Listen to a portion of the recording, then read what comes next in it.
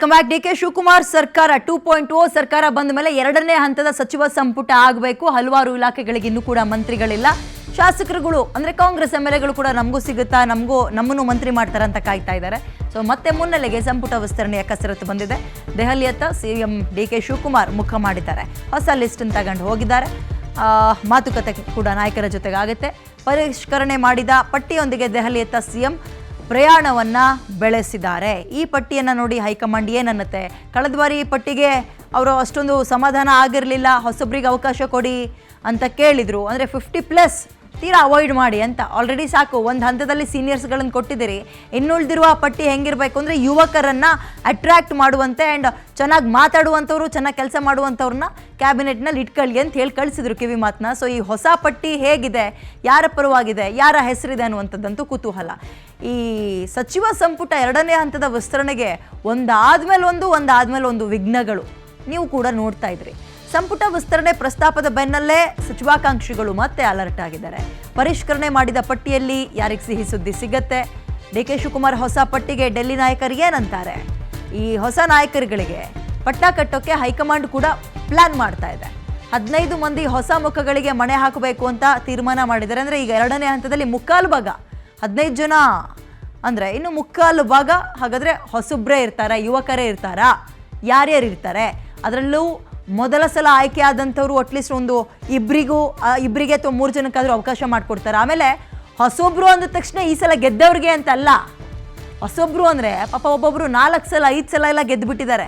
ಅವ್ರಿಗೆ ಒಂದ್ಸಲವೂ ಮಂತ್ರಿ ಭಾಗ್ಯ ಸಿಕ್ಕಿಲ್ಲ. ಅವ್ರನ್ನೂ ಹೊಸಬ್ರು ಅಂತೆಲ್ಲ ಕನ್ಸಿಡರ್ ಮಾಡಬೇಕು. ಬಟ್ ಯುವಕರು ಅಂತ ಕನ್ಸಿಡರ್ ಮಾಡ್ತೀರಾ ನಮಗೆ ಗೊತ್ತಿಲ್ಲ ಅದು. ಇನ್ನು ನಾಳೆ ಡಿ.ಕೆ. ಶಿವಕುಮಾರ್ ಹೈಕಮಾಂಡ್ ನಾಯಕರ ಜೊತೆಗೆ ಚರ್ಚೆಗೆ ಮುಂದಾಗ್ತಾರೆ. ಹೊಸ ಪರಿಷ್ಕರಣೆ ಪಟ್ಟಿ ಫೈನಲ್ ಮಾಡುವಂತಹ ಸಾಧ್ಯತೆ ಇದೆ. ಡಿ.ಕೆ. ಶಿವಕುಮಾರ್ ಅಂದ್ಕೊಂಡಂಗಾದ್ರೆ ಪತ್ರಕ್ಕೆ ನಾಳೆ ಅಂತಿಮ ಮುದ್ರೆ ಬೀಳುತ್ತೆ, ಸೀಲ್ ಬೀಳುತ್ತೆ. ಹೊಸ ಪರಿಷ್ಕರಣೆ ಪಟ್ಟಿಗೆ ಅಂತಿಮ ಮುದ್ರೆಯನ್ನ ಹೈಕಮಾಂಡ್ ಲೀಡರ್ಸ್ಗಳು ಹಾಕ್ತಾರೆ. ಬುಧವಾರ ಸಚಿವ ಸಂಪುಟ ವಿಸ್ತರಣೆ ಬಹುತೇಕ ಫಿಕ್ಸ್ ಅನ್ನಲಾಗ್ತಾ ಇದೆ. ಅಂದರೆ ನಾಳೆ ಬಿಟ್ಟು ನಾಡಿದ್ದು ಯಾರಿರ್ತಾರೆ, ಈಗ ತಗೊಂಡೋಗಿರುವಂತಹ ಪಟ್ಟಿ ಹೈಕಮಾಂಡ್ ಒಪ್ಕೊಳುತ್ತಾ ಅಥವಾ ಇದರಲ್ಲೂ ಕೂಡ ಮೇಜರ್ ಕರೆಕ್ಷನ್ಸ್ ಮಾಡ್ತಾರಾ? ಕೆಪಿಸಿಸಿ ಅಧ್ಯಕ್ಷರ ಪಾಲೆಷ್ಟು ಇದರಲ್ಲಿ, ಸಿಎಂ ಪಾಲೆಷ್ಟು, ಮಾಜಿ ಸಿಎಂ ಸಿದ್ದರಾಮಯ್ಯ ಅವರ ಬಣದವ್ರು ಎಷ್ಟು ಜನ, ಹೈಕಮಾಂಡ್ ಲಿಸ್ಟ್ ಏನು, ಖರ್ಗೆ ಅವ್ರ ಲಿಸ್ಟ್ ಏನು, ಎಷ್ಟು ಜನ ಕೊಡ್ತಾರೆ? ಕಾಂಗ್ರೆಸ್ನಲ್ಲಿ ಒಟ್ಟು ಸಚಿವಾಕಾಂಕ್ಷಿಗಳು ಏನಪ್ಪ ಅಂದರೆ 3 ಕ್ಯಾಬಿನೆಟ್ ರೆಡಿ ಮಾಡ್ಬೋದು. ಅಷ್ಟು ಜನ ನಂಗೂ ಬೇಕು ಅಂತ ಇದ್ದಾರೆ. ಆ್ಯಂಡ್ ಹಿಂದೆ ಮಂತ್ರಿ ಆಗಿದ್ದಂಥವರು ಈ ಸಲ ಮತ್ತೆ ಮಂತ್ರಿ ಪಟ್ಟವನ್ನು ಅಲಂಕರಿಸುವಂತಹ ಸಾಧ್ಯತೆ ಎಷ್ಟು? ಹೊಸಬ್ರು ಅಂದರೆ ಯಾರ್ಯಾರು, ಎಷ್ಟು ಜನ, ಯಾವ ಮಾನದಂಡ, ಸಮುದಾಯವಾರು, ಜಾತಿವಾರು, ಇವೆಲ್ಲವೂ ಕೂಡ ಲೆಕ್ಕಾಚಾರ ಹಾಕ್ತಾರೆ. ಇದು ಎಲೆಕ್ಷನ್ ಕ್ಯಾಬಿನೆಟ್, ನಾವು ಮರೆಯೋ ಹಂಗಿಲ್ಲ. ಲೋಕಲ್ ಬಾಡಿ ಎಲೆಕ್ಷನ್ಗಳು ಬರ್ತಾ ಇದ್ದಾವೆ. ಕಣ್ಮುಚ್ಚಿ ಬಿಡೋಷ್ಟರಲ್ಲಿ ಇನ್ನೊಂದೊಂದು ವರ್ಷ ಮುಗ್ದೋಗುತ್ತೆ. 2028ರ ಚುನಾವಣೆಗೆ ರೆಡಿ ಆಗಬೇಕು. ಸೊ ಯಾರ್ಯಾರು ಹೇಗೆ ಓಡಾಡ್ತಾರೆ? ಈಗ ತನ್ವೀರ್ ಸೇಠ್ ನರಸಿಂಹರಾಜನಗರ ಗಮನಿಸ್ತಾ ಇದ್ದೀರಿ. ಇವ್ರನ್ನೂ ಕೂಡ ಹೊಸಬ್ರು ಅಂತಲೇ ಕನ್ಸಿಡರ್ ಮಾಡ್ಬೇಕು. ಹಂಗೆ ನೋಡೋದಾದ್ರೆ ಮುಸ್ಲಿಂ ಸಮುದಾಯದಲ್ಲಿ ಗೆದ್ದಿದ್ದಾರೆ ಹಲವಾರು ಬಾರಿ, 5 ಸಲನೋ 6 ಸಲನೋ ಗೆದ್ದಿದ್ದಾರೆ ಅವರು. ಒಂದ್ಸಲವೂ ಕೂಡ ಮಂತ್ರಿ ಭಾಗ್ಯ ಸಿಕ್ಕಿಲ್ಲ ಅವ್ರಿಗೆ.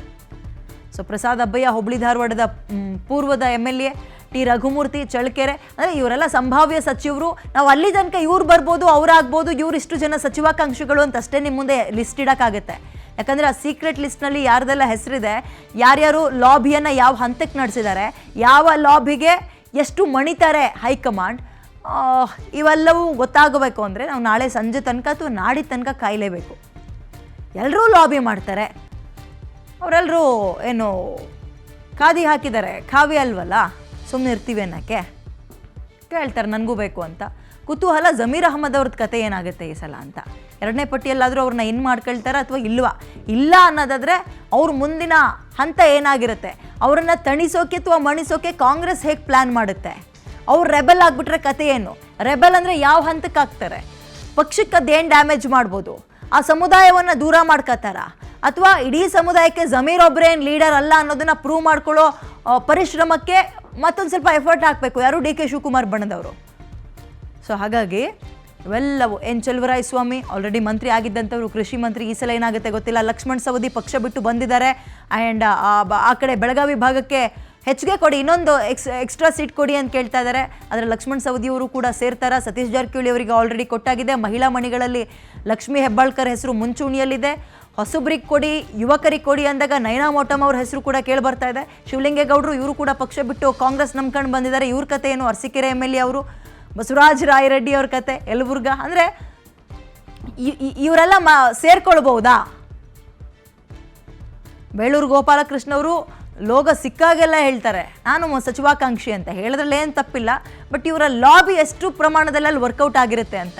ಆ್ಯಂಡ್ ಹೊಸದಾಗಿ ಗೆದ್ದವರಲ್ಲಿ ಎಸ್ ಪೊನ್ನಣ್ಣವರ ಹೆಸರು ತುಂಬ ರೇಸ್ನಲ್ಲಿ ಮುಂದಿದೆ. ಇವರ ಲಕ್ ಏನಾಗುತ್ತೆ ಕಾದು ನೋಡಬೇಕು. ಸೊ ನಾವು ಮುಂಚೆನೇ ಪ್ರಸ್ತಾಪ ಮಾಡ್ದಂಗೆ ನಾವು ಬುಧವಾರದ ತನಕ, ಬುಧವಾರನೇ ಫೈನಲ್ ಅನ್ನೋದಾದರೆ ಬುಧವಾರ ಬೆಳಗ್ಗೆ ತನಕ ನಾವು ಹಿಂಗೆ ಮಾತಾಡ್ಬೋದು ಅಷ್ಟೇ. ಸಂಭಾವ್ಯ ಪಟ್ಟಿ, ಸಂಭಾವ್ಯ ಸಚಿವರುಗಳು ಇವರಿಗೆ ಅದೃಷ್ಟ ಖುಲಾಯಿಸ್ಬೋದು, ಇವ್ರನ್ನ ಹೊರಗಿಡ್ಬೋದು, ಇವ್ರು ಮಿನಿಸ್ಟ್ರ್ ಆಗ್ಬೋದು, ಇಂಥವ್ರ ಹೆಸರು ಕೇಳಿ ಬರ್ತಾ ಇದೆ.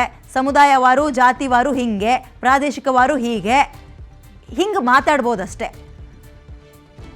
ಸೊ ಡಿ ಕೆ ಕ್ಯಾಬಿನೆಟ್ ಅಥವಾ ಡಿ ಕೆ ಟೀಮ್ ಎರಡನೇ ಹಂತದಲ್ಲಿ ಎಷ್ಟು ಸ್ಟ್ರಾಂಗ್ ಆಗಿರುತ್ತೆ, ಎಷ್ಟು ಅಟ್ರಾಕ್ಟಿವ್ ಆಗಿರುತ್ತೆ, ಎಷ್ಟು ಎಲ್ಲರನ್ನು ಸಮಾಧಾನವಾಗಿ ತಗೊಂಡು ಹೋಗ್ತಾರೆ ಅನ್ನುವಂಥದ್ದು ಸದ್ಯಕ್ಕಿರುವಂತಹ ಪ್ರಶ್ನೆ. ಕಾದು ನೋಡಬೇಕು ಅಲ್ಲಿ ತನಕ. ಅವ್ರ ಪಕ್ಷದಲ್ಲಿರೋರಿಗೆ ಕ್ಲಾರಿಟಿ ಇರಲ್ಲ, ಯಾಕಂದರೆ ಎಲ್ಲರೂ ಲಾಬಿ ಮಾಡ್ತಾ ಇರ್ತಾರೆ, ನಂಗೂ ಬೇಕು ಅಂತ. ಕೇಳಿದವ್ರಿಗೆಲ್ಲ ಕೊಡೋಕ್ಕಾಗಲ್ಲ. ಆ್ಯಂಡ್ ಪೂರ್ಣ ಪ್ರಮಾಣದ ಕ್ಯಾಬಿನೆಟ್ ಮಾಡ್ತಾರೆ ಎಲೆಕ್ಷನನ್ನು ಗಮನದಲ್ಲಿಟ್ಕೊಂಡು, ಅದು ಕೂಡ ಸ್ವಲ್ಪ ಅನುಮಾನ. ಯಾಕಂದರೆ ತೀರಾ ಎಮರ್ಜೆನ್ಸಿಗೆ ಅಂತ ಒಂದು 2-3 ಬ್ಯಾಲೆನ್ಸ್ ಇಟ್ಕೊಂಡಿರ್ತಾರೆ. ರೆಬೆಲ್ ಆಗಿಬಿಟ್ರೆ ಯಾರಾದರೂ ಅದರಿಂದ ಡ್ಯಾಮೇಜ್ ಆಯಿತು, ಡೇಂಜರ್ ಪಕ್ಷಕ್ಕೆ ಅನ್ನೋ ಪರಿಸ್ಥಿತಿಯಲ್ಲಿ ಮ್ಯಾನೇಜ್ ಮಾಡೋಕ್ಕೆ ಅಂತ ಎಲ್ಲ ಕಡೆ ಅದು ಕಾಮನ್, ಅದು 1-2-3 ಪೆಂಡಿಂಗ್ ಇಟ್ಕೊಳ್ಳೋದು. ಸೊ ಪೂರ್ಣ ಪ್ರಮಾಣದ್ದು ಬಹುತೇಕ ಡೌಟು ಅಂತ ಇದ್ದಾರೆ ಕ್ಯಾಬಿನೆಟ್ ಎಕ್ಸ್ಪಾನ್ಷನ್. ಇದರ ನಡುವೆ ಹೊಸಬ್ರ ಹೆಸರು ಕೇಳಿ ಬರ್ತಾ ಇದೆ, ಯುವಕರ ಹೆಸರು ಕೇಳಿ ಬರ್ತಾ ಇದೆ. ಸಮುದಾಯವಾರು, ಪ್ರಾದೇಶಿಕವಾರು ಹೇಗಿದನ್ನು ಸಮಾಧಾನ ಮಾಡ್ತಾರೆ, ಮ್ಯಾನೇಜ್ ಮಾಡ್ತಾರೆ, ಕುತೂಹಲ ಇದೆ. ಮೋರ್ ಡೀಟೇಲ್ಸ್ ನನ್ನ ಕಲೀಗ ಶಿವಶಂಕರ್ ನೀಡ್ತಾರೆ. ಶಿವು, ಡಿ ಕೆ ಟೀಮ್ ಎರಡನೇ ಹಂತದಲ್ಲಿ ಹೇಗಿರುತ್ತೆ ಅನ್ನೋ ಕುತೂಹಲ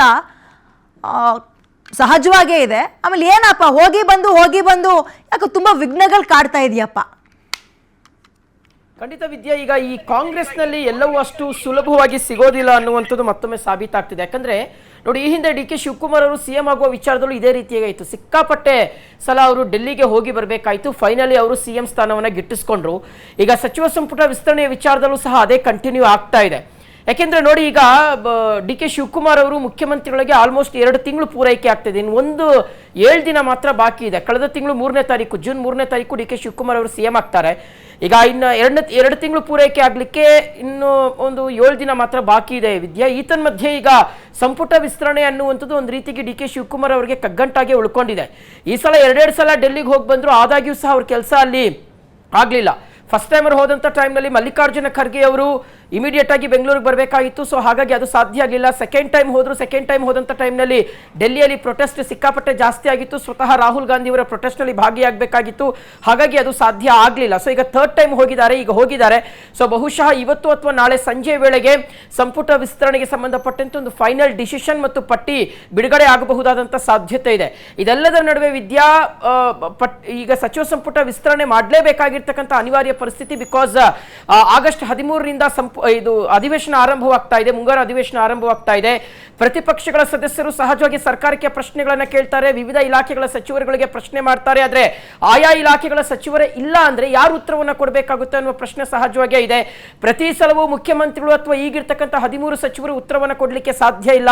ಸೊ ಹಾಗಾಗಿ ಸಮರ್ಪಕವಾಗಿ ಉತ್ತರ ಸಿಗಬೇಕು ಅಂದ್ರೆ ಆಯಾ ಇಲಾಖೆಗಳ ಸಚಿವರು ಇರಲೇಬೇಕಾಗುತ್ತೆ. ಸೊ ಹಾಗಾಗಿಯೇ ಮುಖ್ಯಮಂತ್ರಿಗಳು ಸಿಕ್ಕಾಪಟ್ಟೆ ತರಾತುರಿ ಅನ್ನೋದಕ್ಕಿಂತ ಅವರು ಟೆನ್ಷನ್ ಮಾಡ್ಕೊಂಡಿದ್ದಾರೆ, ಈ ಬಾರಿ ಆಗ್ಲೇಬೇಕು ಅಂತ. ಯಾಕಂದ್ರೆ ಪ್ರತಿಪಕ್ಷಗಳು ಅಥವಾ ರಾಜ್ಯದ ಜನರು ಕೇಳುವಂತ ಪ್ರಶ್ನೆಗೆ ಉತ್ತರ ಮುಖ್ಯಮಂತ್ರಿಗಳ ಬಳಿ ಇಲ್ಲ. ಸೊ ಹಾಗಾಗಿ ಬಹುಶಃ ಇವತ್ತು ಅಥವಾ ನಾಳೆ ಫೈನಲ್ ಆದ್ರೆ ಬುಧವಾರ ಶಾಸಕರು ನೂತನ ಸಚಿವರಾಗಿ ಪ್ರಮಾಣವಚನ ಸ್ವೀಕರಿಸುವಂತಹ ಎಲ್ಲ ಸಾಧ್ಯತೆ ಇದೆ.